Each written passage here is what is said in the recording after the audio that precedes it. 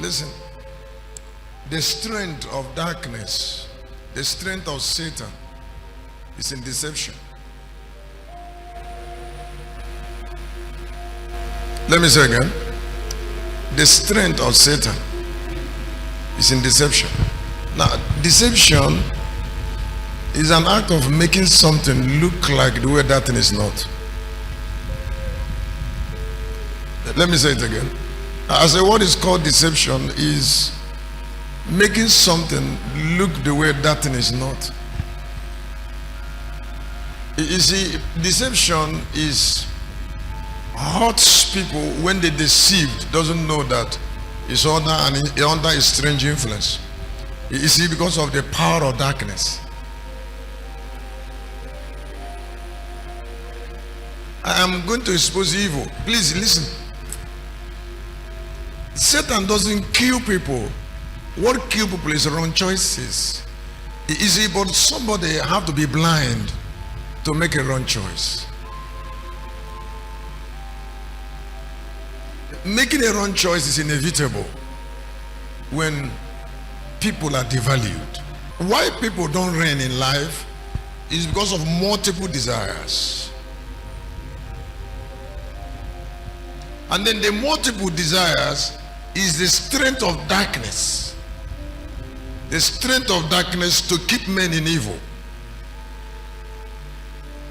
And when you hear valuelessness, it means multiple desires. Those who are great, please, that woman in the Bible, her name is Anna. The only story that Bible care about is that she was an intercessor.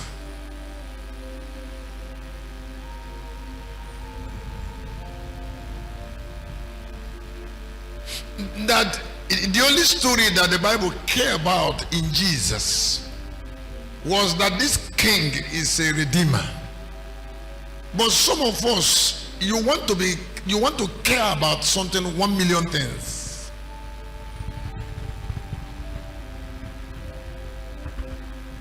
Now, caring about 1 million things represents valuelessness.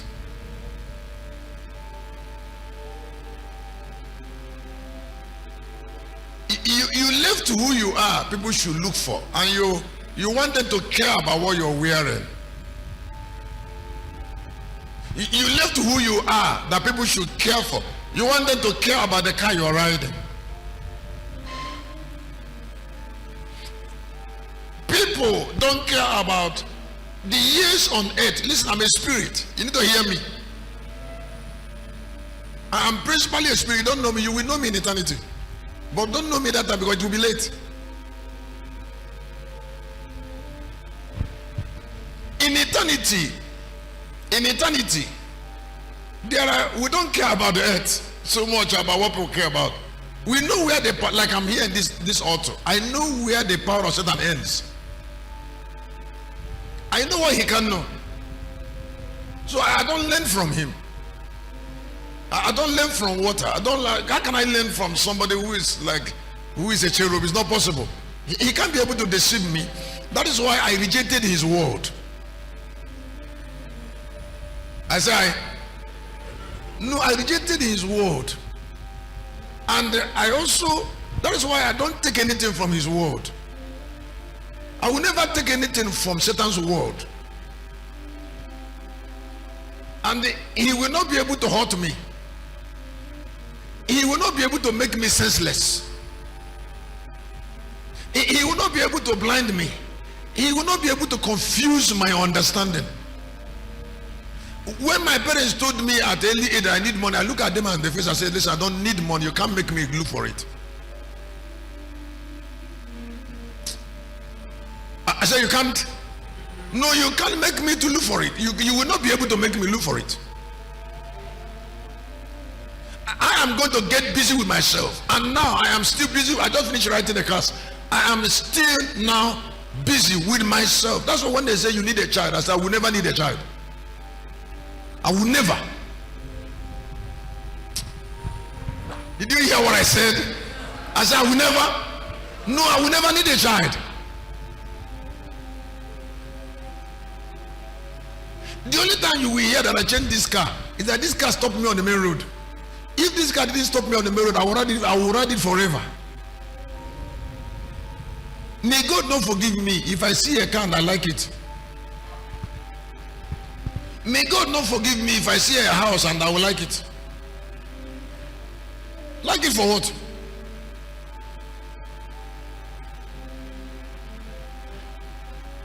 Saying I want to buy a car, it's impossible. A car? In case you don't know, this car, I have never driven it. I sit there for the car to bring me to the church there, and I'm satisfied, and I'll come out.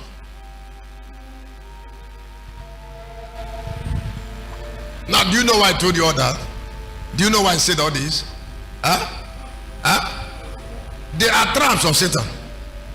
Now, when they say in chapter 65 of the book of Isaiah that the abundance of the sea shall be converted, the forces of Gentiles. Now, when the Bible put Gentiles there, it means people that walk in darkness.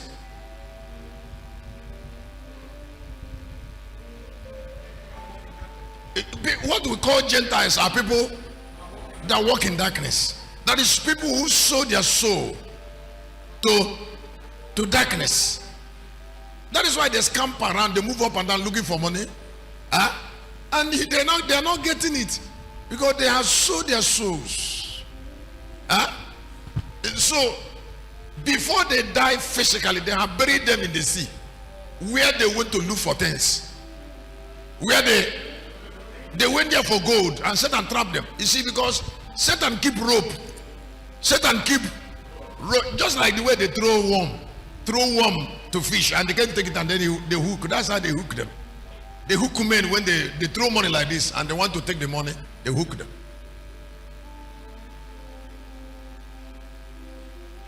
They hook them there and drag them to the center of the sea, and they are dead.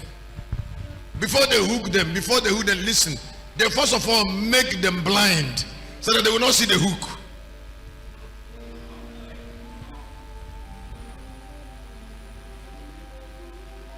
They only see the worm. They want to eat worm. Satan will allow them to see the hook. They gave you contracts. They gave you contract of $20 billion. You're not talking about who gave you.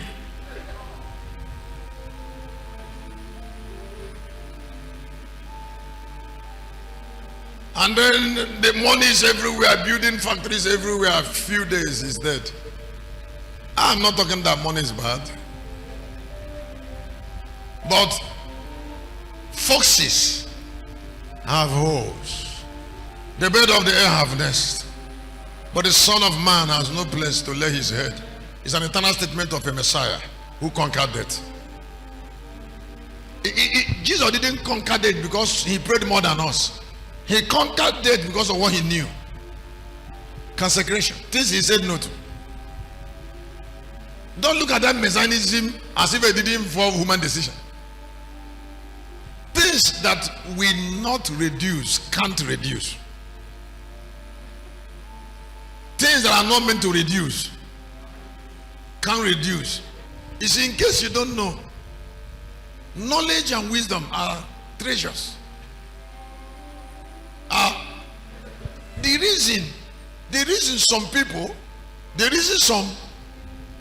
reason some people don't remember what they hear or don't get interested in knowledge is because they don't pay. If you pay for a revelation, the revelation will stay with you. Now, if you refuse to pay, you can hear something and it will not make meaning. That is why people write a lot of notes or sermons. People buy books, and you discover that the books they are buying and what they are reading is not changing their lives. They are knowing so much, but their character has not been influenced because they have not paid. If you wonder and say, "Come, how can this person be hearing this and behaving this?" The knowledge is not profiting them anything because they don't want to pay price for that treasure.